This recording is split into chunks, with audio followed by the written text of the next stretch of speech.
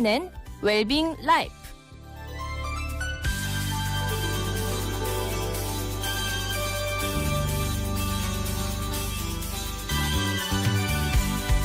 오늘 도움 말씀에는 홍래과 홍정범 원장입니다.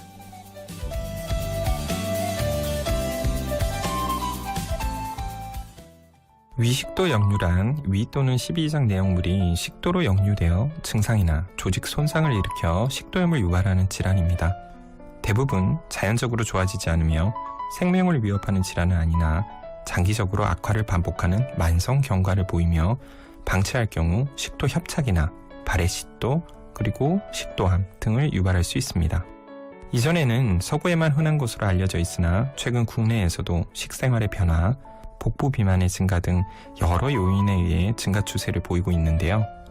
웰빙 라이프, 오늘 이 시간에는 위식도 역류에 대해서 알아보도록 하겠습니다.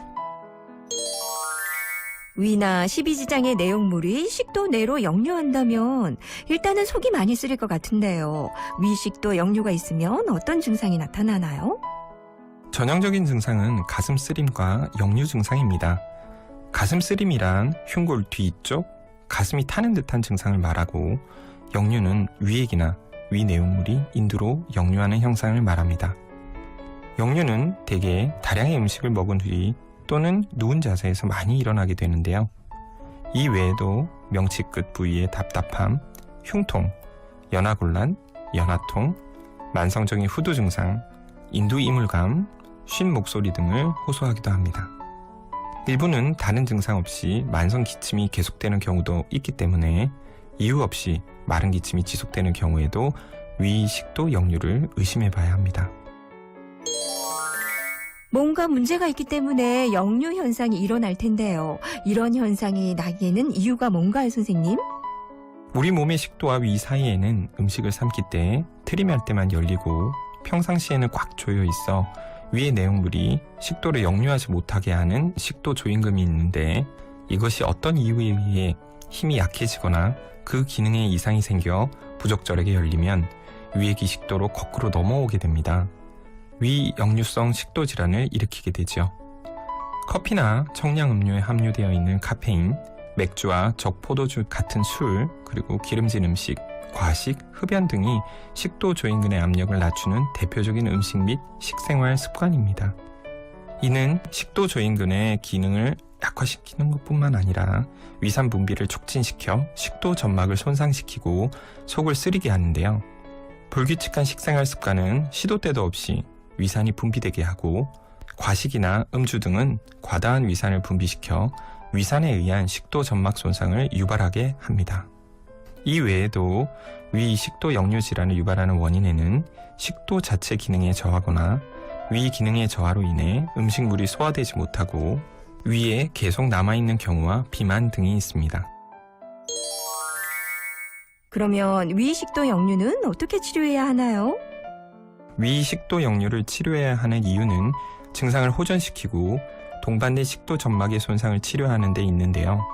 위 식도 역류 질환의 치료법은 생활습관의 교정, 약물치료, 수술의 3가지 방법이 있습니다.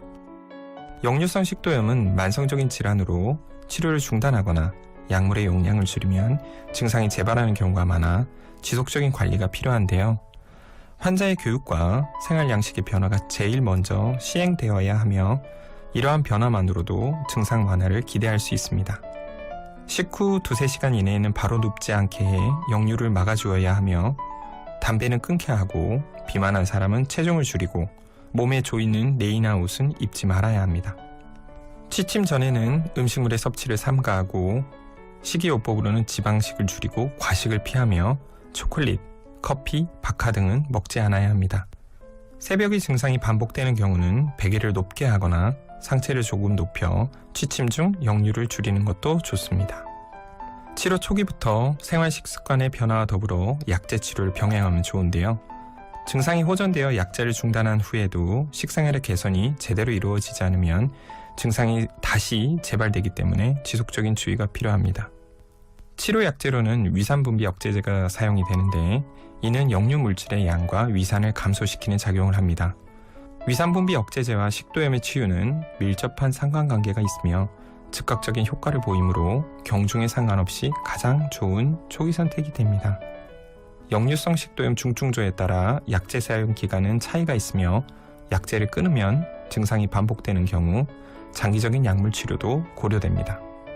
이와 같은 치료에도 불구하고 역류 증상이 지속이 되거나 식도 협착이나 발해식도와 같은 합병증을 동반한 경우에는 수술적인 치료를 고려할 수도 있습니다. 외국의 경우는 역류성 식도염이 의심이 되면 별도의 검사 없이 위산 억제제를 투여해 증상 호전을 확인하기도 하나 우리나라에서는 위암, 위염 등의 위 질환이 많으므로 내시경을 우선적으로 시행해야 동반된 위장 질환의 유분을 확인할 수 있습니다. 약제 투여 후에는 증상 호전의 유무에 따라 조절이 가능하지만 만성적인 경과를 보이므로 약제 치료만으로는 호전을 기대하기보다 생활 습관의 변화를 반드시 병행해야 하겠습니다.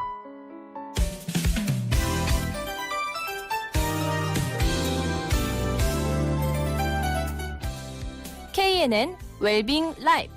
지금까지 홍내과 홍정범 원장이었습니다.